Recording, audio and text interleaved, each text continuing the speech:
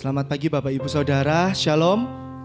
Puji nama Tuhan, kita masih diberi kesempatan oleh Tuhan untuk bisa beribadah bersama-sama melalui online. Mari kita berikan penyembahan kita, pujian kita hanya kepada Tuhan. Sebab hanya Yesus yang layak terima setiap pujian kita. Haleluya Yesus. Terima kasih ya Tuhan, terima kasih ya Bapa buat penyertaan-Mu sepanjang hari ini Tuhan. Buat anugerah-Mu yang luar biasa Tuhan. Hingga sampai detik ini Tuhan, Kau masih menyertai kami. Kau masih memberikan kami nafas kehidupan Tuhan. Terima kasih Yesus. Sebentar kami mau datang Tuhan untuk memberikan pujian penyembahan kami Yesus. Biarlah pujian penyembahan kami ini manis kedengaran di hadapan-Mu Tuhan. Biarlah pujian penyembahan ini Tuhan menjadi dupa yang berbau harum di hadapan-Mu Yesus. Kami tidak bisa memberikan apa-apa Tuhan. Hanya pujian penyembahan ini yang bisa kami berikan untuk membalas setiap kasih-Mu Yesus dalam hidup kami. Kami tahu penyertaan-Mu Tuhan, Kau setia, Kau tidak pernah meninggalkan kami sedetik pun Tuhan.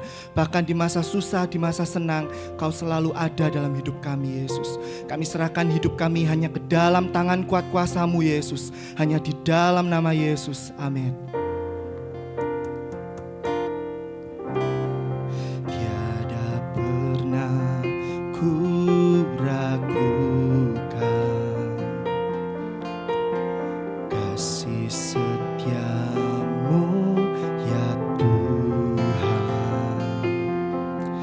Setiap waktu dalam hidupku tak pernah Kau tinggalkan. Meski langit tampak suram, awan gelap pun hadapi badai, lewati gelombang, tak pernah Kau tinggalkan diriku.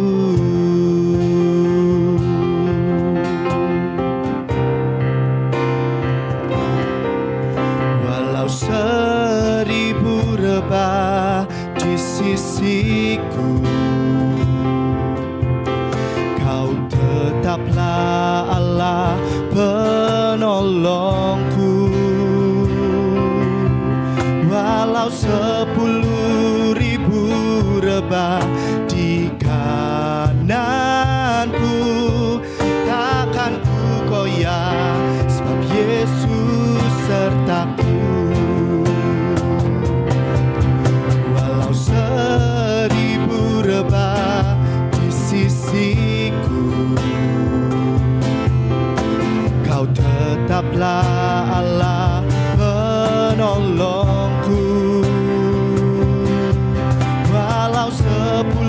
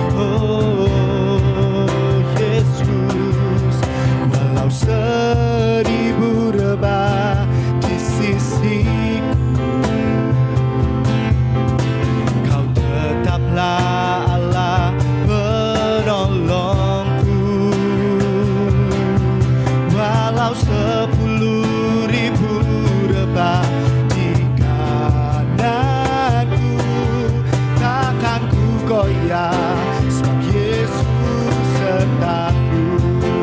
Oh, walau 1000 rebah di sisiku, Kau tetaplah Allah penolongku. Walau 10.000 rebah di kananku, takkan ku goyah, sebab Yesus sertaku.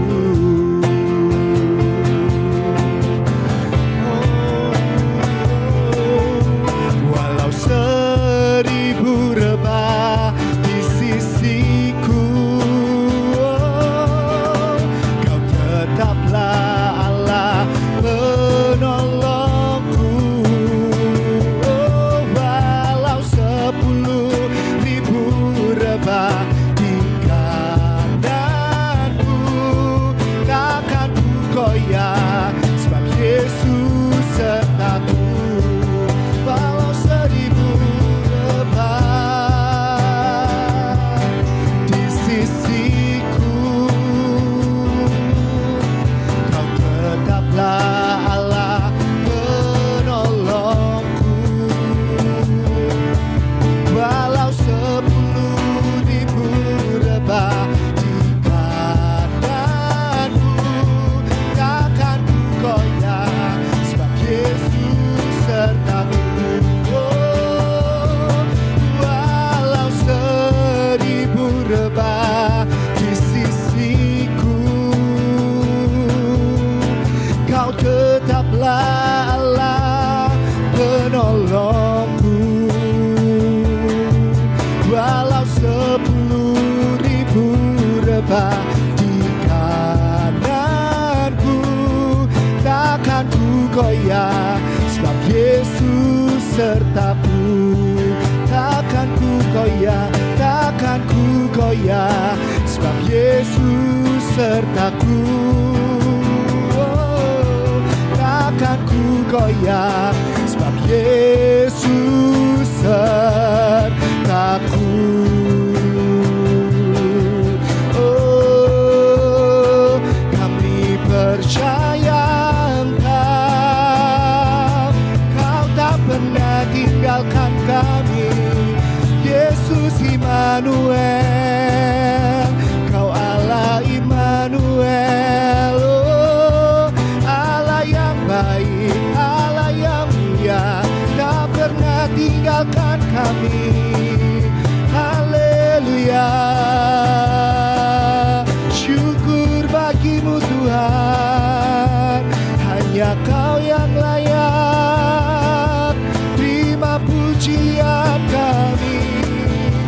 Yesus, haleluya, haleluya. Yesus, terima kasih Tuhan. Haleluya, Yesus, Kaulah harapan kami, Kaulah pujian kami Tuhan. Kami menyembah-Mu, memuliakan-Mu, sebab hanya Kau yang layak. Yesus, syukur, syukur, syukur bagimu. Haleluya, haleluya. Yesus, oh, haleluya, haleluya. Kau harapan kami Tuhan. Yesus, Kaulah pengharapanku, padamu ku percaya.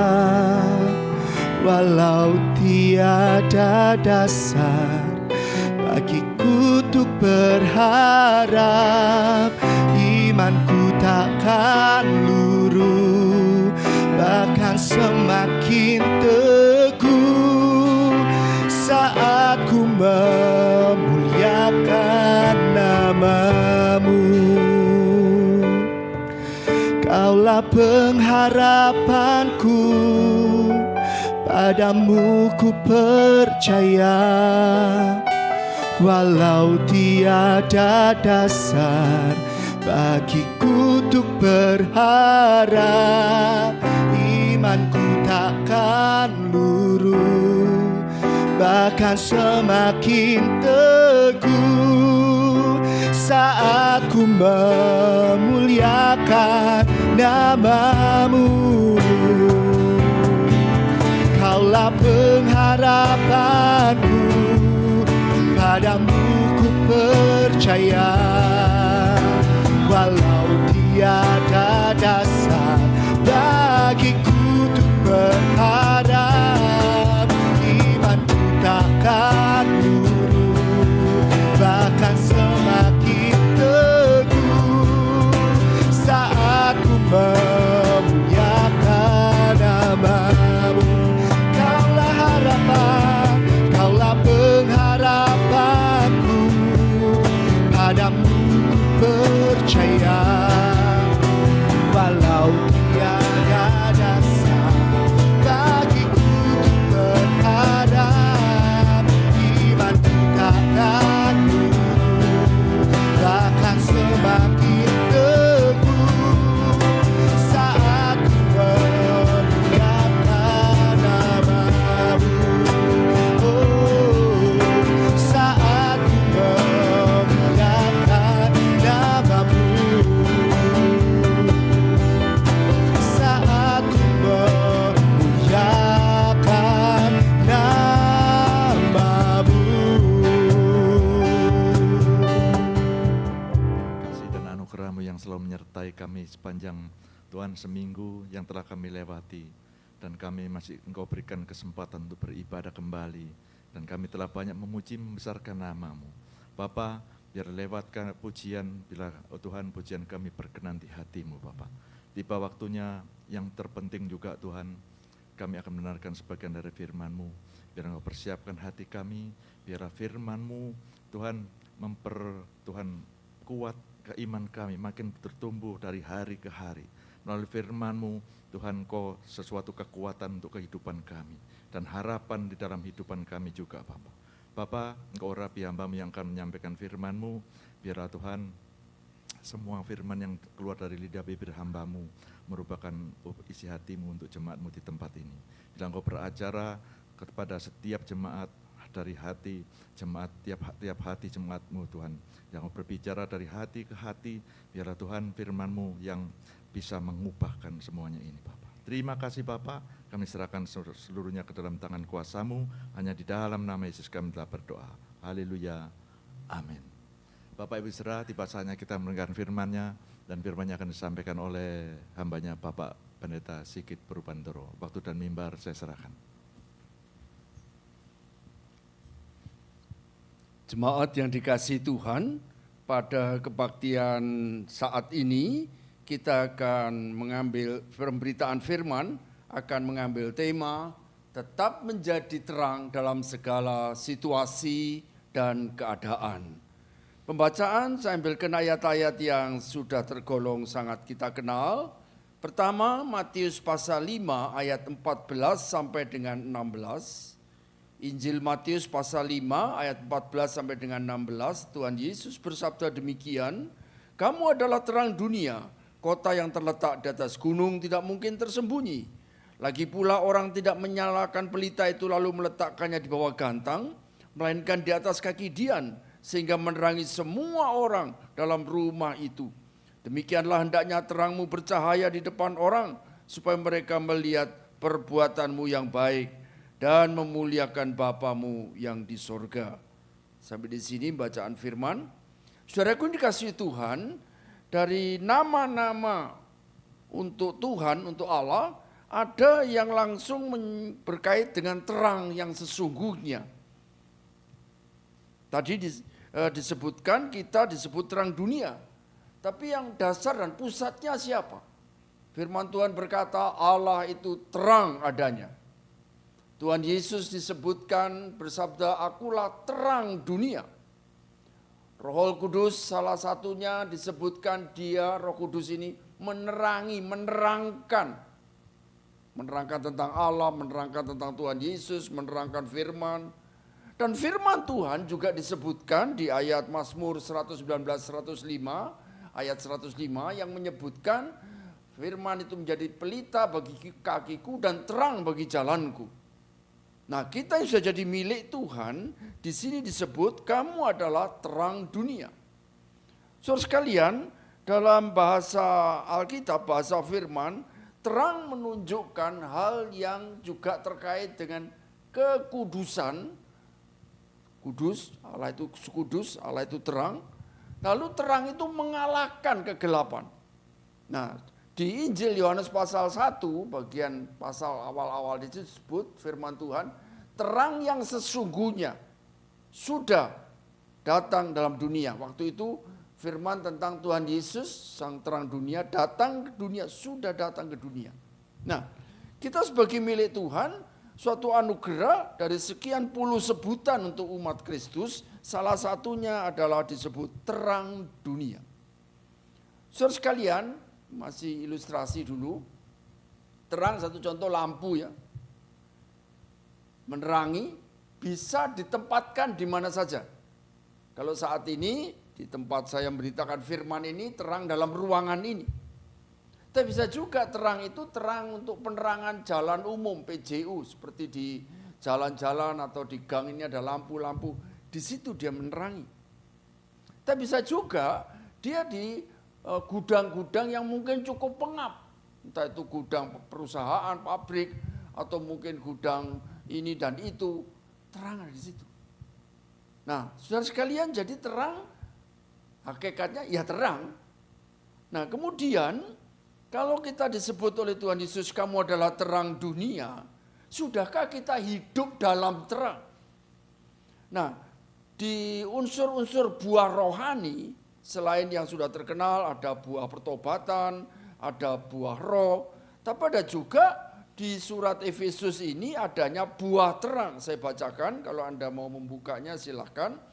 Di Efesus pasal 5 ayat 8, 9 demikian. Efesus 5 ayat 8 dan 9. Memang dahulu kamu adalah kegelapan, tapi sekarang kamu, maksudnya umat Kristus, adalah terang di dalam Tuhan. Sebab itu hiduplah sebagai anak-anak terang.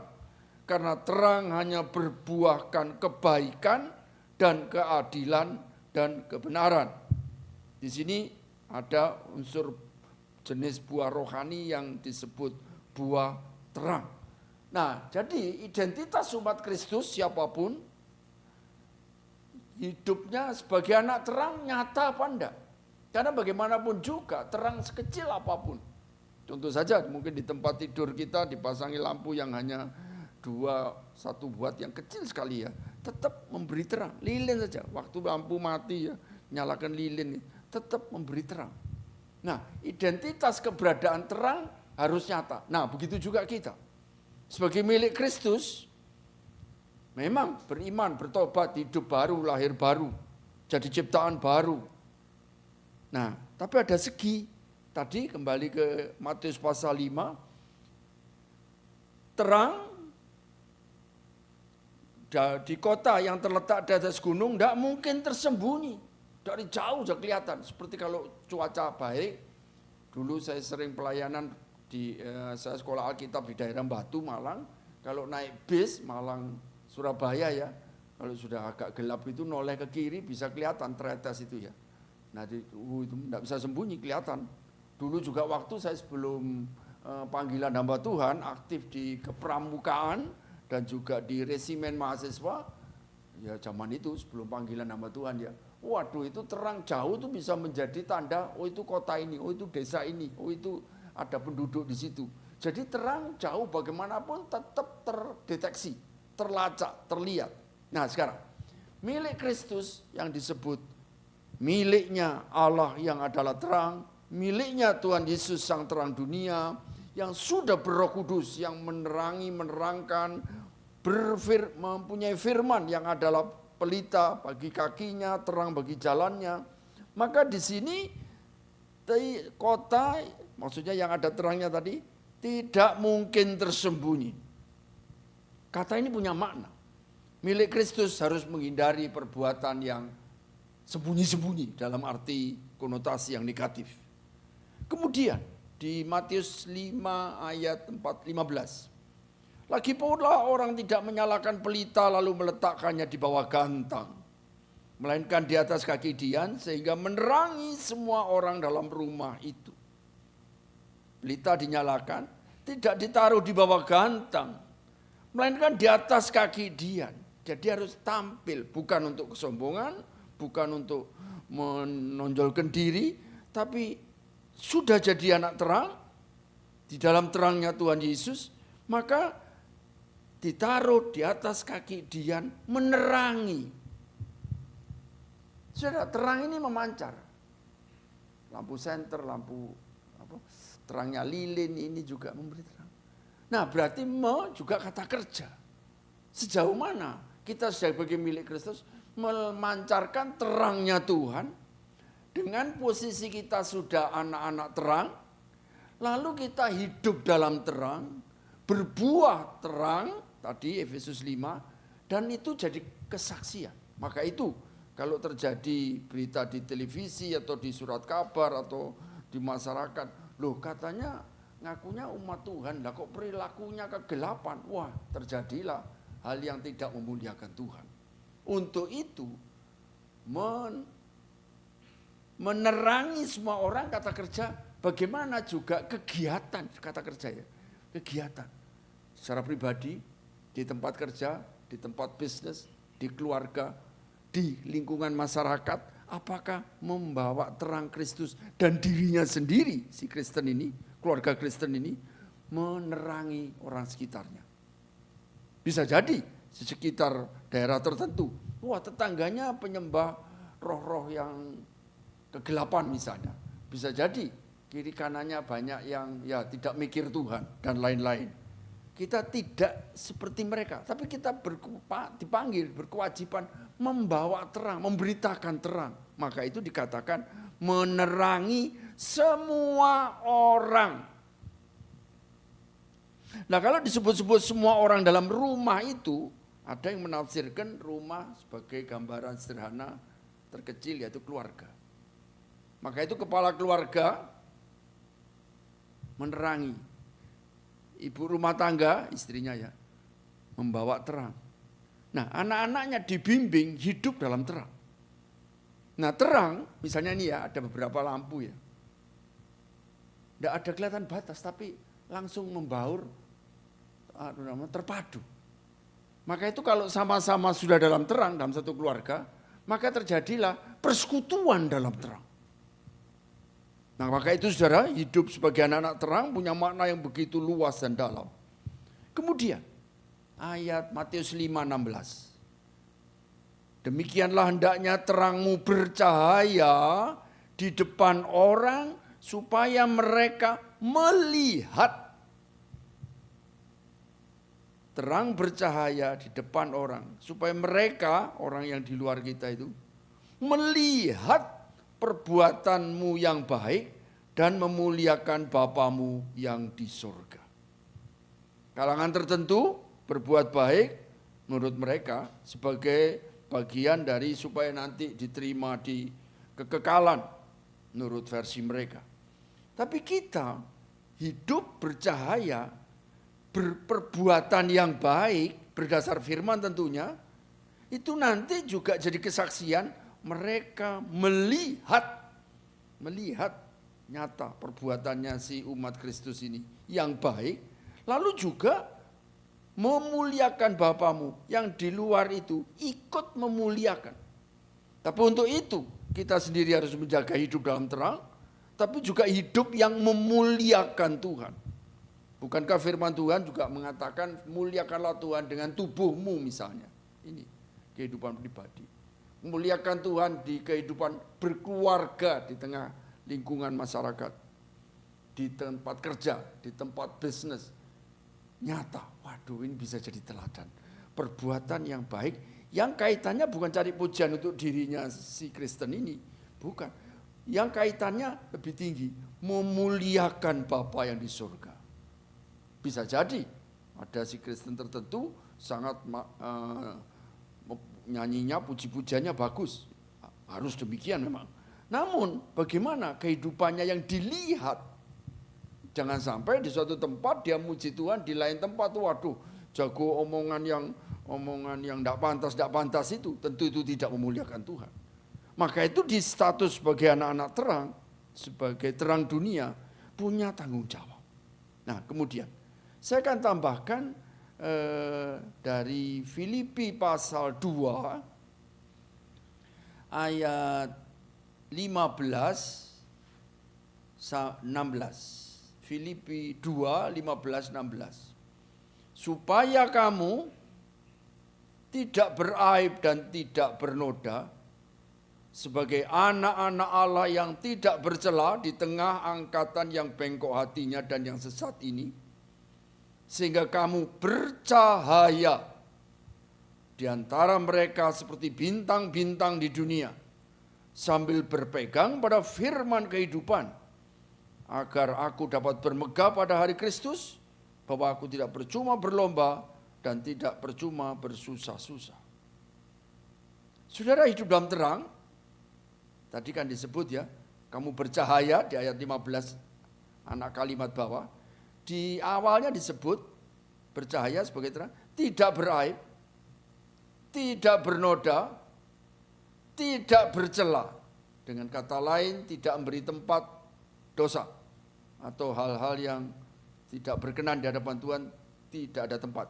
Jadi tidak beraib, tidak bernoda, tidak bercela. Lalu umat Tuhan disebut di Filipi 2:15 ini ada di tengah angkatan yang bengkok hatinya dan yang sesat. Saudara, bagi kita yang mengikuti perkembangan bukan politik saja, tapi segi kehidupan makin makin bengkok, makin sesat. Sedikit kutipan teologis ya.